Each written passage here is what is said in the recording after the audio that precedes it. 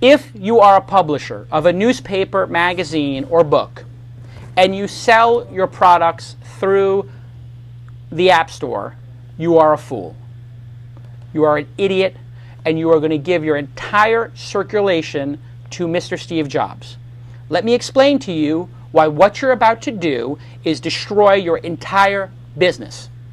As a newspaper, as a magazine, your business is predicated on having a relationship with a reader. That reader gives you their credit card number, their address, and their name, and their email address. And then you have a circulation department on the 32nd floor who sits there and obsesses about it. When somebody buys something through the App Store, you get nothing. Ungats, zero, zip, zilch, no phone number. You don't know who your own readers are. You have no relationship. You get a check from Apple that says, F you, you're a fool, here's your $82 minus 30%. Do not be an idiot. Only make your product available through the web browser. If you make the New York Times available through an app and give 30% to Steve Jobs and you don't know who your readers are, then author Sulzberger, Yeah, I think so. This is a message to Arthur Shlujjburger. That's the title of this. And you misspell Shlujjburger. Arthur Shlujjburger, you're an idiot if you sell the New York Times through the App Store and give Steve Jobs 30% and don't know who your readers are. Do not buy into the Steve Jobs hype reality distortion machine. You will give away your entire business. The circulation department will have nothing to do. And then you will be beholden to Steve Jobs and his games. And his games include things like what he did to the music industry, which was, oh, you want to sell it only as an album? No. I will destroy the album because I, Steve Jobs, don't believe in it. I also don't believe in USB drives and other common sense things. Cut and paste. Do not buy into it. Tyler, what do you think?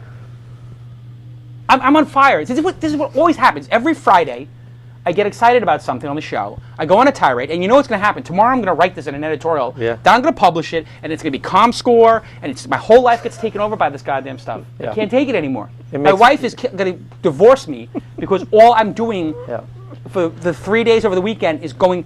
I have insane OCD, so my OCD starts going insane. Yeah. I can't do anything functional until I write the story. Yeah. Because it starts bothering me. You can see already I'm physically bothered by this. Like I was ComScore. Now I got to get it out of my system, so I write it and I send it to 19,000 people. Then 1,000 emails come back. Then the whole thing blows up. ComScore CEOs calling people, asking to have a meeting. There's a whole ComScore settlement going on now that I can't even talk about. There's some settlement going on. It's just making me crazy. I don't know why I get worked up by it. It's like polar bears and penguins. There's a reason that they are on separate parts of the planet. You put them together. If you had the polar bears with the penguins, it would be chaos. Inside from Thailand. Jesus Christ. You're the polar bear.